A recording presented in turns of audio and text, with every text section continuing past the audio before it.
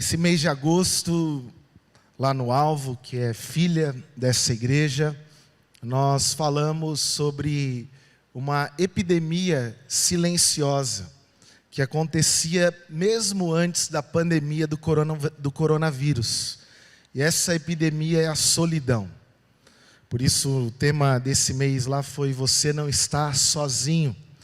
E hoje eu quero falar sobre a alegria da comunhão, porque essa tem sido a proposta nesse mês de agosto. E hoje, finalizando as mensagens Alegrai-vos, nós queremos entender se a alegria na comunhão, em estarmos juntos, em nos reunirmos, e o que Deus tem para nós. Já ouvimos sobre a alegria da salvação, a alegria da paternidade, a alegria da obediência, e que alegria de sabermos que fazemos parte de um projeto que é maior do que eu e você. Traga também ao nosso coração, nos encha nessa noite de alegria. Eu quero que você abra comigo a sua Bíblia, 1 Tessalonicenses, essa primeira carta, lá no capítulo de número 5, nós vamos ler dos versos 16 até o verso 22.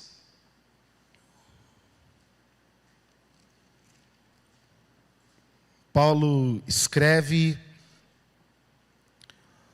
tentando fazer algumas defesas para que a comunhão, para que os líderes da igreja fossem aceitos, para que vivessem entre eles no trabalho, na exortação, também na submissão, chamando aqueles que estavam longe da comunhão para se aproximarem. E esse tem sido um tempo onde nós temos alertado as pessoas que estão distantes da comunhão. E a palavra do Senhor, considerando essas coisas, diz: alegrai-vos sempre, orai sem cessar, em tudo dai graças, porque esta é a vontade de Deus em Cristo Jesus para convosco. Não apagueis o Espírito, nem desprezeis as profecias, julgai todas as coisas, retende o que é bom, e abstendo-vos de toda forma do mal. Deus, nós pedimos que a Tua palavra encontre lugar no nosso coração, na nossa mente, que o Teu Espírito fale conosco, que o Senhor, que conhece, que perscruta cada um, o Senhor possa alcançar da forma, da maneira que o Senhor deseja nessa noite, para a honra, glória e louvor do Teu santo nome. Amém e amém. Quando nós falamos sobre comunhão, sobre relacionamento, nós primeiro precisamos considerar 3 níveis. O primeiro nível é o meu relacionamento com Deus. A importância que a comunhão sua com o Pai ocupa na sua vida. E talvez essa é a comunhão mais importante, que nós nunca podemos abrir mão dela. Nós nunca podemos deixá-la de lado na nossa caminhada, na nossa vida, no nosso dia a dia. E não pode ser um relacionamento por obrigação. Não pode ser um relacionamento porque nós não temos outras coisas para fazer. Mas ser sim para nós uma alegria, um prazer, como o próprio Jesus nos ensina na oração do Pai Nosso em Mateus 6, a falarmos com o Pai, a nos aproximarmos dEle em oração. Mas talvez você seja mais forte do que eu, porque certa vez eu me identifiquei muito com um vídeo de um rapaz fortinho, sabe?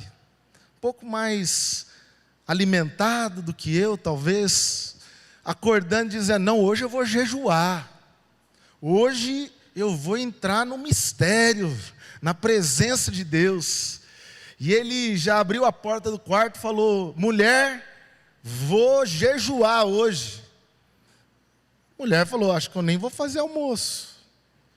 Ele quer hoje ter o seu relacionamento com Deus. E ele se ajoelhou ali no quarto, começou a orar, falar com Deus. E ele começou a perceber que o celular estava se manifestando, com mensagens, com ligações. Ele começou a lembrar de coisas do trabalho. Ele começou a ficar preocupado com a sua agenda da semana, do dia. E ele começou a se desinteressar pela palavra que ele começou a ler, pela oração que ele começou a fazer. E ele já começou a gritar e dizer: eu não aguento mais, eu não aguento mais. E ele começou a espernear ali no quarto, dizendo: faz muito tempo que eu estou aqui. E a esposa dele, assustada, abriu a porta, falou: o que está acontecendo? Não, faz muito tempo. Quanto tempo eu estou de jejum aqui e oração? Ela disse: 5 minutos. Talvez você seja como esse vídeo. A gente não aguenta, não tem paciência, não tem na nossa rotina o tempo de relacionamento com o Pai. Talvez ele seja pesado, talvez ele seja difícil, talvez ele seja complicado dentro da nossa cultura pós-moderna. E quando eu olho para a vida do evangelista George Miller, eu me sinto envergonhado, constrangido. Como eu sou falho, como eu sou fraco. George Miller leu a Bíblia mais de 200 vezes. 50 vezes ele leu de joelhos. E certa vez, quando ele já estava no fim da sua jornada, no fim da sua vida, um repórter, porque ele era um homem conhecido, famoso, perguntou para ele: qual é a última coisa que você gostaria de fazer? Qual seria a sua resposta? A última coisa que você gostaria de fazer na sua vida, é a última chance, é a última oportunidade. E ele disse: ler mais a Bíblia, pois conheço ainda muito pouco. Conheço ainda muito pouco. Como tem sido o seu relacionamento com Deus? Certa vez a rainha da Inglaterra bateu na porta de George Miller. E ele estava dentro do seu quarto orando. Ele estava dentro do seu quarto tendo o seu tempo com Deus.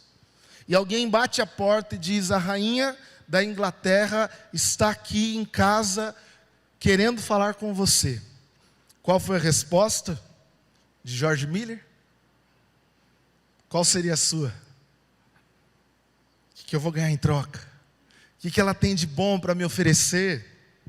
E ele disse: diga, senhora rainha, que agora não posso, pois estou falando com o Rei dos Reis, com o Senhor dos Senhores. Qual tem sido a primeira dimensão do seu relacionamento com Deus? Que é o nosso tempo com o Pai. Esse homem, ele cuidou mais de 10.000 crianças em orfanatos. Ele dedicou a sua vida para a obra, para o reino de Deus, mas não porque ele tinha um relacionamento com orfanatos, com outras pessoas, senão em primeiro lugar com o Rei dos Reis.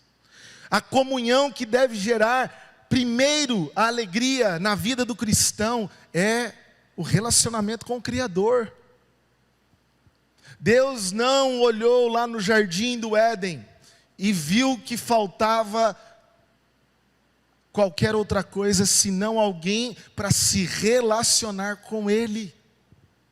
Não é à toa que na viração do dia Deus visitava e conversava com Adão e Eva.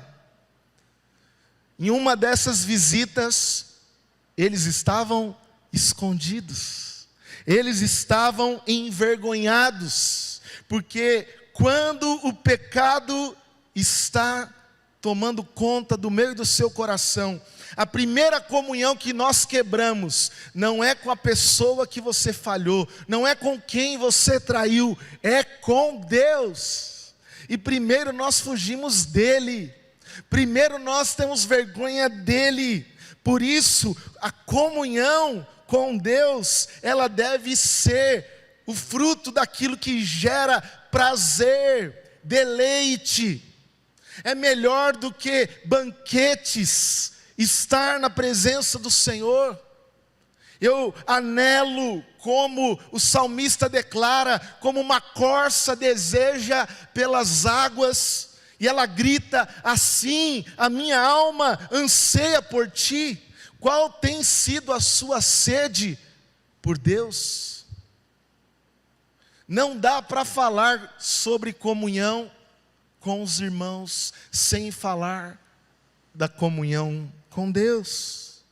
Tem sido para você um motivo de alegria acordar pela manhã e já se colocar diante do Senhor, abrir a sua Bíblia na sua casa e deixar a palavra de Deus falar ao seu coração?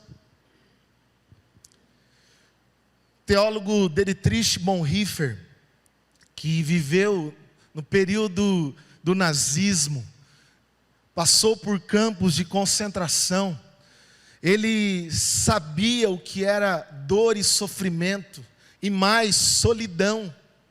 Ele sabia o que era solidão no campo de concentração. Ele foi morto pelo nazismo, ele foi perseguido, ele foi moído, mas ele teve experiências de resistir.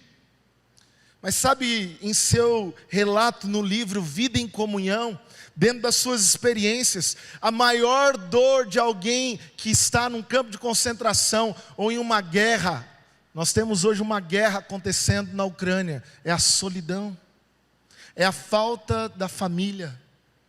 Você já viu vídeos onde o pai volta de uma guerra e abraça o seu filho, a sua família? Que desespero, que desejo de estar junto. Mas tem uma frase de Bonhoeffer que ele diz assim: que quem não vive em comunhão, quem não procura a comunhão, que tome cuidado com a solidão. Quem não procura a comunhão, que tome cuidado com a solidão. Ele não está dizendo apenas que é bom estar junto. Ele não está dizendo que é bom apenas estar no meio de muita gente. Ele está dizendo que se nós não sabemos ficar em comunhão, sozinhos com Deus, nós não saberemos estar em comunhão rodeado de um monte de gente. Porque ele diz que ele só sobreviveu em muitos momentos porque solitário, sofrendo, ele falava com o Senhor. É diferente solitude de solidão. Solitude é quando eu em silêncio posso falar e posso ouvir a voz do meu Deus. É quando eu me relaciono com Ele, como Jesus diz: Pai nosso, eu sei que tem um Pai que me ouve. E eu não estou falando sozinho, eu não estou falando para os quatro ventos, eu falo com o Pai que me ouve em secreto. Estar em comunhão é saber que eu falo, mesmo que eu esteja sozinho fisicamente, Deus está comigo. Agora, quem não sabe o que é comunhão, na solidão fica desesperado, na solidão não sabe o que fazer. Na solidão, acha que vai morrer sozinho, acha que ninguém vai saber o que está acontecendo na vida, nos problemas, porque não entendeu o valor da comunhão. Mas o segundo nível de relacionamento é o meu relacionamento com os meus irmãos. É onde o texto diz que o apóstolo Paulo está escrevendo essa carta para a igreja de Tessalônica, dizendo: irmãos, eu rogo-vos para que vocês tenham apreço de trabalharem juntos, cuidem uns dos outros, tenham amor, consideração entre vocês, vivei em paz uns com os outros. Está lá no verso 13. Exortem uns aos outros, alertem aqueles que estão insubmissos, ampare os fracos. E a gente começa a perceber o valor de uma comunidade na nossa vida. Eu tenho dito aqui que comunidade não é apenas para afagar o nosso ego ou para bater o tapinha no nosso ombro.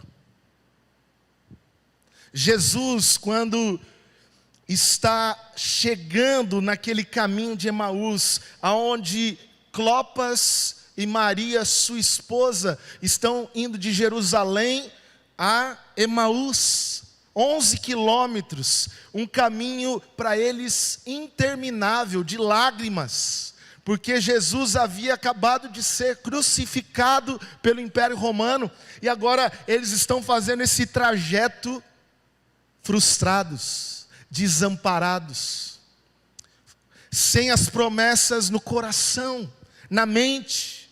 Mas o texto diz que eles estão andando, conversando, como se uma terceira pessoa chegasse ali e entrasse na conversa. Como era Páscoa, muitas pessoas estavam indo a Jerusalém e retornando para suas casas. É certo que Clopas não sabia se aquela pessoa ou tinha pelo menos condição de perceber que não era de Emaús. Talvez ia passar adiante. Mas quando Jesus chega ali, sem eles perceberem que era Jesus, Jesus começa a perguntar: por que vocês estão assim? E eles expressam tristeza, amargura no caminho, e ficam indignados. Você é o único que estava em Jerusalém que não está sabendo de tudo aquilo que aconteceu, que Jesus morreu, que Ele foi preso, que Ele foi crucificado. E Jesus começa a dar uma aula para eles de Antigo Testamento. Vocês não lembram das promessas? Vocês não sabem o que Abraão disse? Vocês não sabem o que Deus está fazendo na história? Vocês não lembram que Jesus disse que Ele morreria sim, mas que Ele ressuscitaria no terceiro dia? Em outras palavras, no caminho, nós não precisamos apenas de elogios, de carinho, nós precisamos de ser lembrados das promessas de Deus, sermos exortados. Por isso, não é bom que o homem viva só. Em Gênesis, a única coisa que Deus está olhando diante da criação, Ele diz: isso é bom, isso é bom, isso é bom, isso é bom. Quando Ele cria o homem, isso é muito bom. Mas quando Ele vê o homem sozinho, Ele diz: isso não é bom. Não é bom. Nós não podemos caminhar sozinhos. E a igreja é esse ambiente. Eu estava hoje mesmo pela tarde lembrando que eu cresci numa casa com muita gente.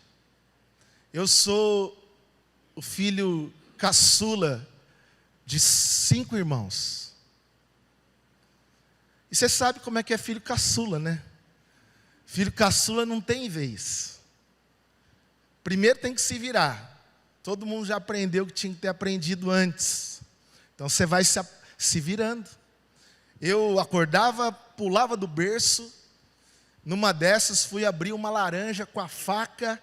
Furei o olho com a faca. Porque eu fazia tudo sozinho. Depois o pessoal ia ver o que aconteceu. Mas eu estava sempre rodeado de pessoas. Mas eu via o meu irmão indo sair para o sorvete. E eu falava: você não. Eu não. Quero ir também. Não, fica aí. E eu, sendo o mais novinho, tive que lidar com isso. Tive que lidar, às vezes, de estar dentro de uma casa e chorar no quarto sozinho. Quando ainda meu pai vai embora, quando a gente começa a ficar e se sentir desamparado, eu estava lembrando como foi importante a igreja na minha vida. Ainda pré-adolescente, eu ia para a igreja quase todos os dias. Talvez algumas pessoas aqui vão lembrar de um relacionamento com a igreja que era constante na sua infância, na sua história. Os meus amigos eram da igreja. Eu aprendi muita coisa na igreja. Eu era exortado às vezes. Você não vai participar disso não, que você está muito desobediente. Na igreja. Gente, como a igreja me ensinou. Eu aprendi a tocar o primeiro instrumento na igreja. Eu aprendi a cantar, a ter noção de coletividade, a amar, a perdoar, a entender o projeto de Deus, estando ao lado de pessoas. Como a igreja foi importante na minha caminhada. E eu tinha alegria de ir. Alegria. Não era aquele negócio que o pai tinha que empurrar, derrubar da cama, fazer chantagem. Se não for, não tem aquilo. Hoje não dá nem mais chantagem. O pai já fala e já perde. E a gente começa a ver que a alegria de estar junto tem se resumido a um culto, a uma programação, a uma atividade, a uma agenda. Isso para mim é estar em comunhão. E a Bíblia vai nos mostrando que é muito mais do que isso. Está dizendo que eu preciso partir o pão, as orações. Em Atos capítulo 2, era assim que a igreja primitiva vivia em comunhão. E eu não sei se você já percebeu, mas existe algo muito especial em Lucas 24, porque quando Jesus passa por Emaús, quando os discípulos são visitados por Clopas e por sua esposa, dizendo assim: olha, ele está vivo, ele apareceu no caminho. Jesus volta lá. A história para mim é fantástica, porque Jesus vai até Emaús, corta o pão, some, desaparece. Eles voltam para Jerusalém e Jesus passa por lá dizendo assim: olha, esperem aí, porque eu vou revestir vocês do alto, vocês vão receber poder para serem e cumprirem a minha missão. Como começa Atos 1:8? Quem escreveu Atos 1:8? Lucas. O mesmo que termina o Evangelho de Lucas, fazendo uma promessa. E Atos 1:8 diz: mas recebereis o poder ao descer sobre vós o Espírito Santo, e sereis minhas testemunhas, Judeia, Samaria, até os confins da terra. E ali estão cerca de 120 pessoas na mesma casa.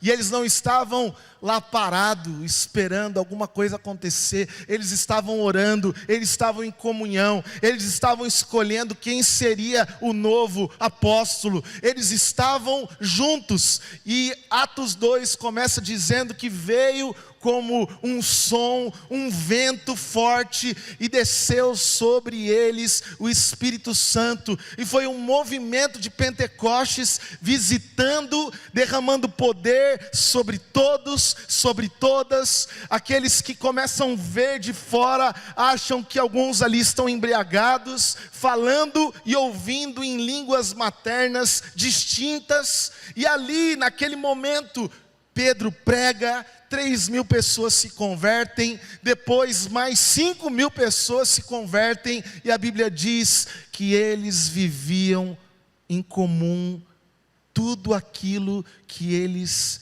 partilhavam todos os dias. Sabe qual que é o problema hoje da igreja? Nós nos idealizamos dentro de um projeto de estar junto com muita gente. Por isso que algumas igrejas, elas têm o projeto de serem megas igrejas. Mas sabe o que acontece lá em Atos?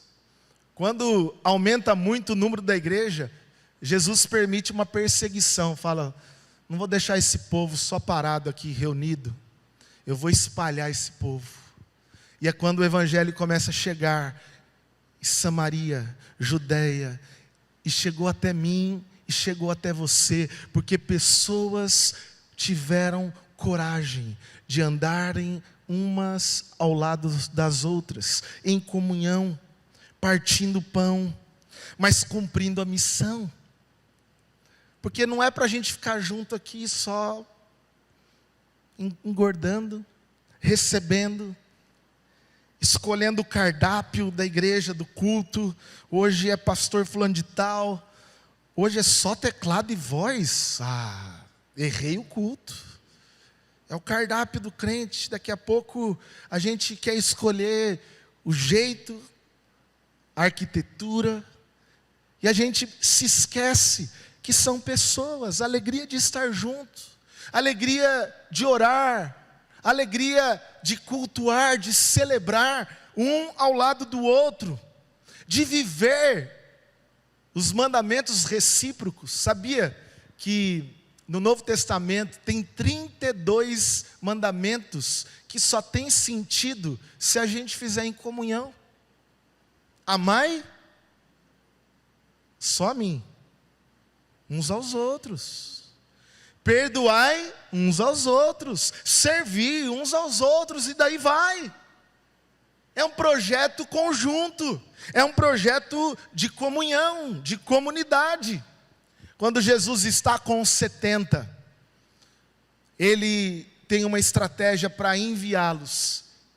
Jesus não manda, você podia dizer, Jesus podia mandar um para cada canto, mas Jesus manda de 2 a 2, para que ninguém fosse sozinho, porque a comunhão é entendermos que há um propósito quando estamos juntos. E sabe o que a Bíblia diz sobre isso?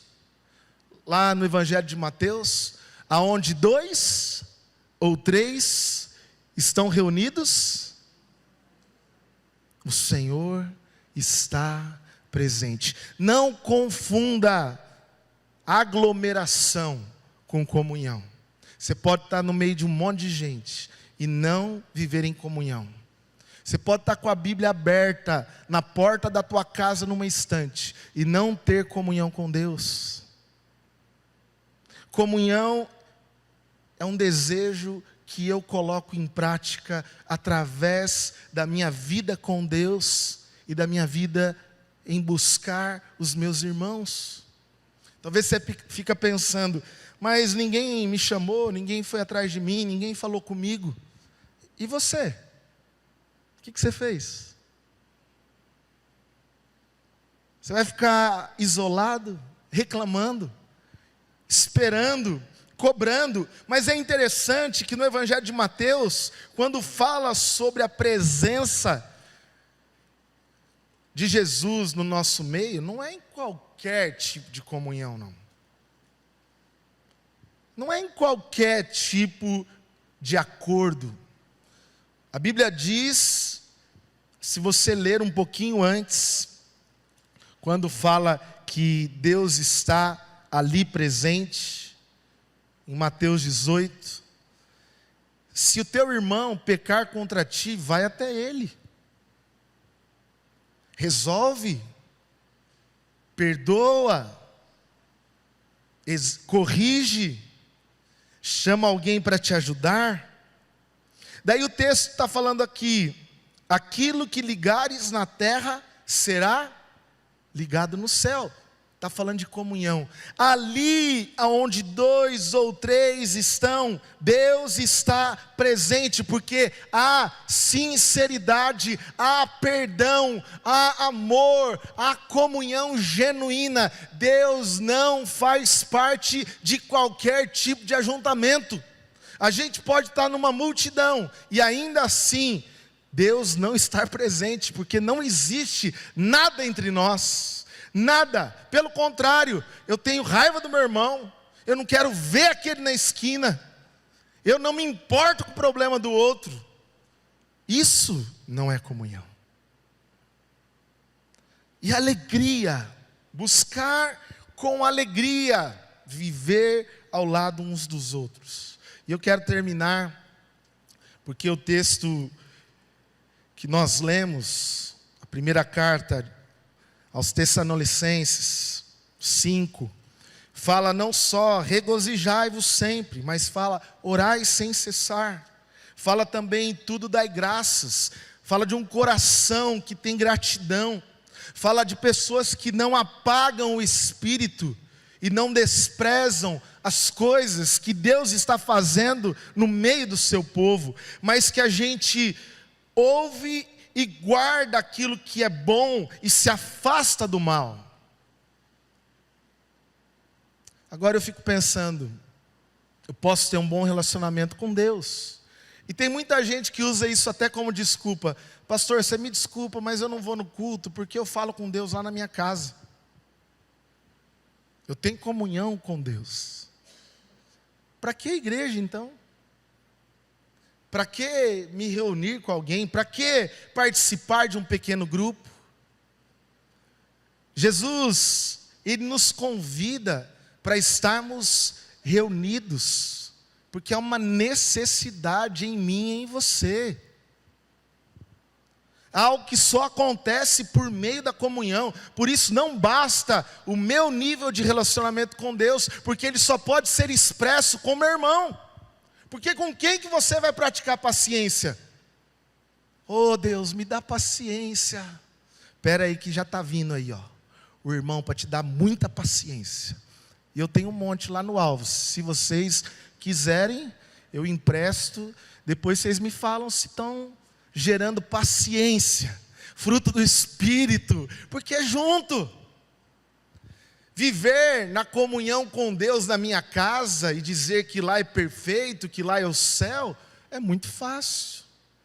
Mas tem gente que quer viver a eternidade no céu, mas não quer viver aqui junto com o irmão. Lá você vai ter que me aguentar, meu irmão. Eu vou estar lá. E tem uns que falam assim, se Deus quiser, né, pastor? Deus quiser, nós vai estar lá, né? E eu termino dizendo do terceiro nível de comunhão. A minha comunhão com a sociedade. Qual que é o nível de comunhão que Deus quer que eu e você tenhamos com a sociedade? E eu termino com um texto muito conhecido. Lá do Evangelho de Mateus. Se você quiser, você pode abrir comigo.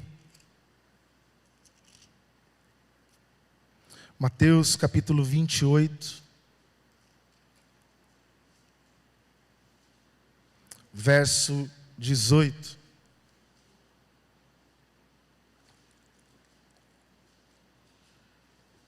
Jesus, aproximando-se, falou-lhes, dizendo: toda autoridade me foi dada no céu e na terra. Ide, portanto, fazei discípulos. Aonde? De todas as nações, batizando-os em nome do Pai, do Filho e do Espírito Santo, ensinando-os a guardar todas as coisas que vos tenho ordenado, e eis que estou convosco todos os dias, até a consumação dos séculos. Daí você poderia dizer: pastor, é muito bom ter relacionamento com Deus, é muito bom estar em comunhão com o corpo de Cristo, com a igreja, fazer parte da família de Deus. Deus nos chamou para isso. Deus colocou lá um grupo de pessoas diferentes numa arca de Noé. Deus coloca gente diferente no mesmo lugar, para a gente se amar, para a gente se respeitar, para a gente votar diferente e não perturbar o outro, não ficar criando rusga, divisão entre os irmãos. Daí você poderia dizer, mas pastor, lá no meu trabalho é difícil, hein? O povo ruim lá. O povo difícil de conviver, de relacionar. E a maioria das pessoas que falam isso, a gente vai procurar saber como é que é o trabalho.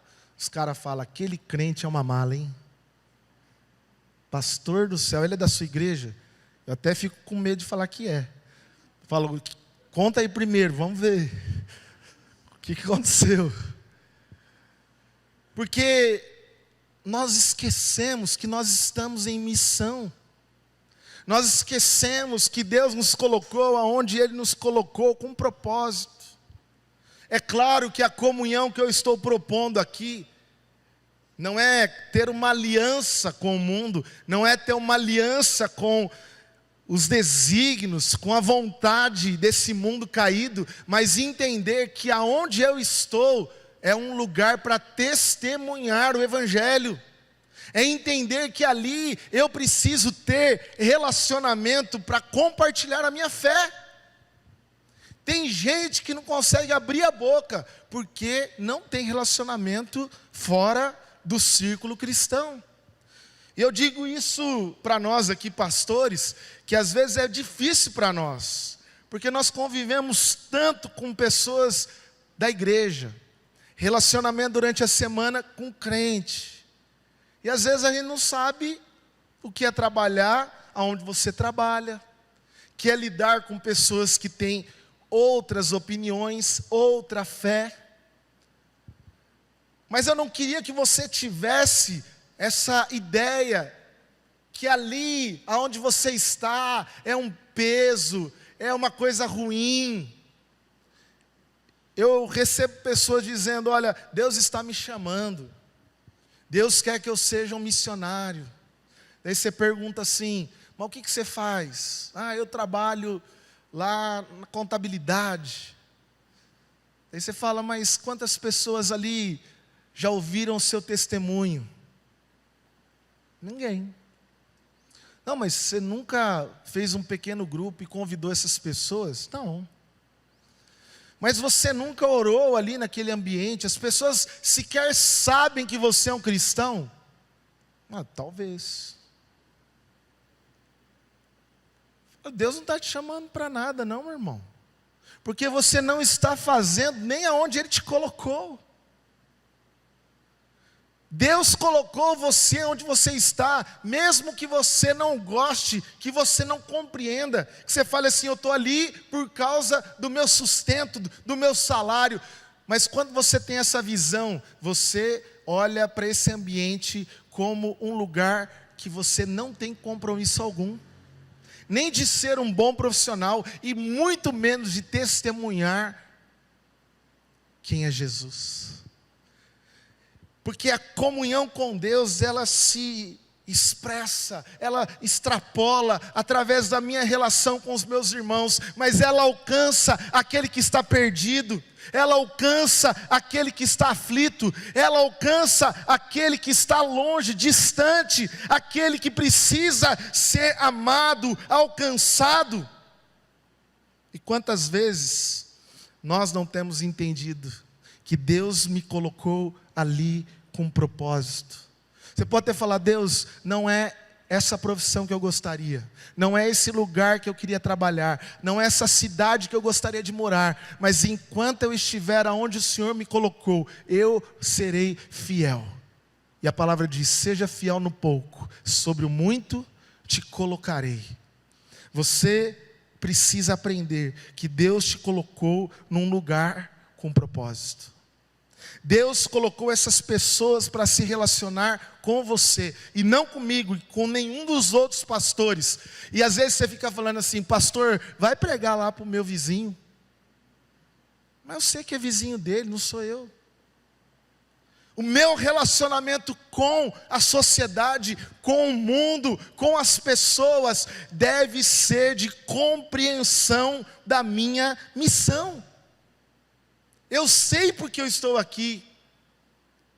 Ele me deu autoridade, e lá onde eu estou, eu sou embaixador de Cristo. Por isso lá onde eu estou, eu vou pregar, eu vou evangelizar, eu vou levar pessoas ao Senhor para o batismo, eu vou viver a minha fé. Tem gente que não pode falar que vai ao culto, que o cara fala assim, mas não é essa igreja que eu quero ir, não. A gente precisa lembrar que existe um propósito, que existe algo que Deus está fazendo, através também do nosso relacionamento com esse mundo. A palavra diz, no Salmo 68, versos 5 e 6, Pai de órfãos, defensor das viúvas, é Deus em sua santa habitação, Deus que dá lar aos solteiros e solitários, e liberdade aos presos para a prosperidade. Como Deus vai fazer isso? Através de mim e de você. E a minha pergunta para orarmos nesse momento: como está a sua comunhão com Deus? Você tem tido alegria? Para você tem sido uma ordem, um imperativo? Até porque a expressão aqui da série é uma expressão imperativa. Alegrai-vos. Não porque está tudo bem. A gente ouviu aqui, alegrai-vos na tribulação. Pregaram sobre isso esse mês. Alegrai-vos na paternidade. Aonde na nossa sociedade hoje o pai é um bobão para a cultura pós-moderna. Alegrai-vos na comunhão com Deus. Você tem se alegrado na presença de Deus? Você consegue ficar sozinho com Deus? Ou para você é um incômodo? É uma dificuldade?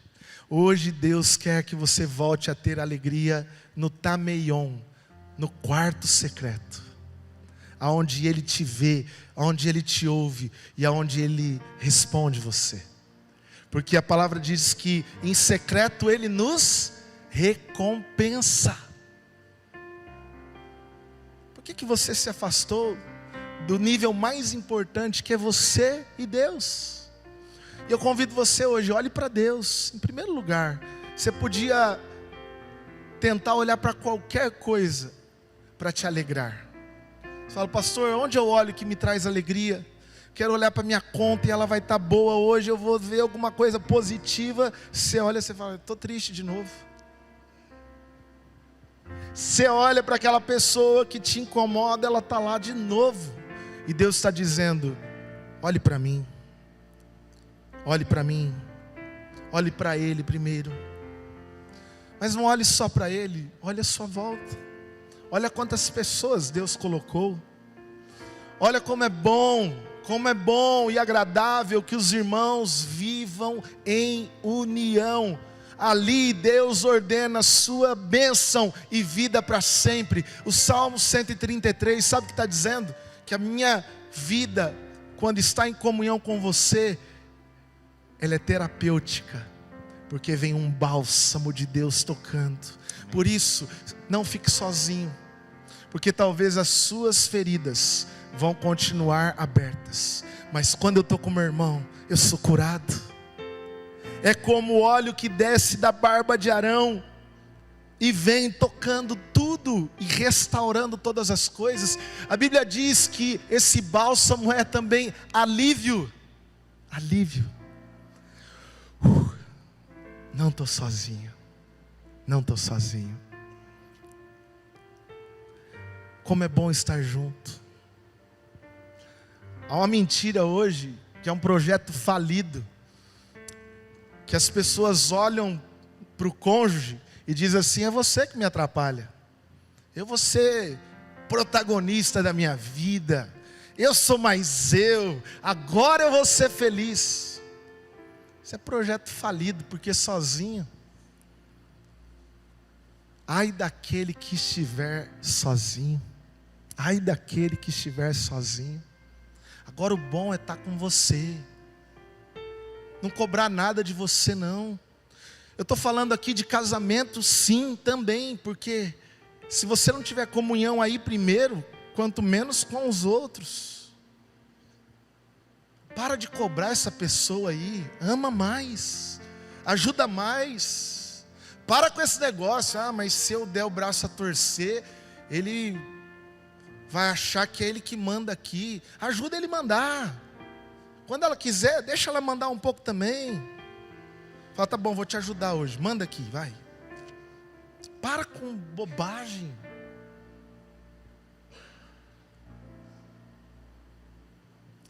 Comunhão. Por que você não quer mais se conectar com pessoas? São feridas.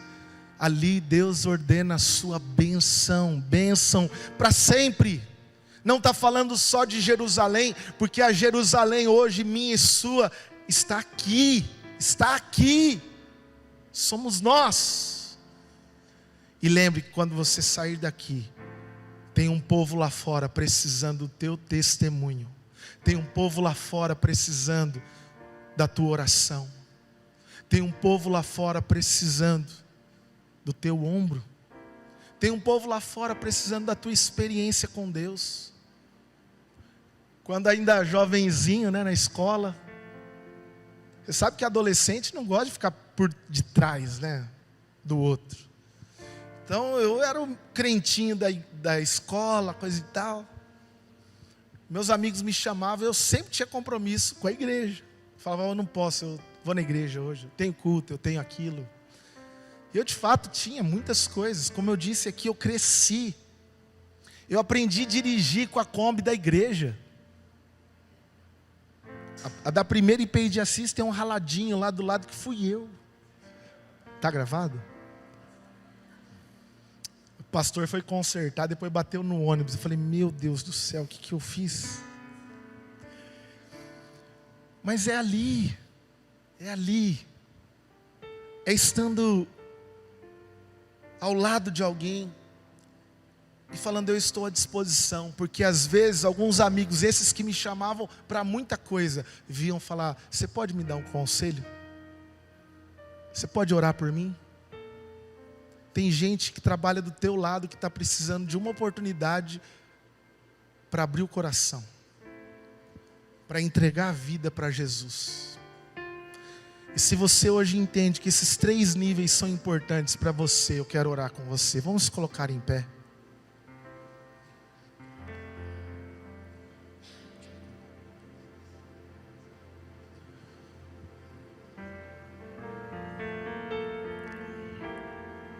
Fala para Deus como é que está aí seu relacionamento com Ele agora. Seja sincero. Deus, não está legal não.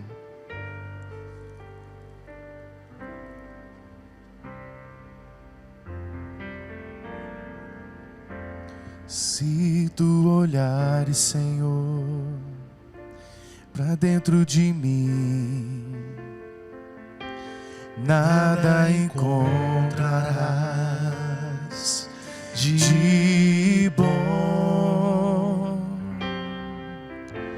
mas um desejo eu tenho de ser transformado. Preciso tanto do teu perdão. Dá-me um novo coração. Você pode dizer isso? Dá-me um coração igual ao teu, meu mestre. Dá-me um coração igual ao teu, coração disposto a obedecer, cumprir todo o teu querer. Dá-me um coração igual ao teu. Deus, nós queremos pedir que haja hoje uma reconexão contigo. Nós queremos nos alegrar na oração. Nós queremos nos alegrar na leitura da palavra. Nós queremos nos alegrar em ouvir a tua voz, a sua doce voz. Mas que às vezes vem também nos exortar, lembrar daquilo que a gente se esqueceu no caminho. Por isso, Senhor, nos perdoa e nos recebe de volta.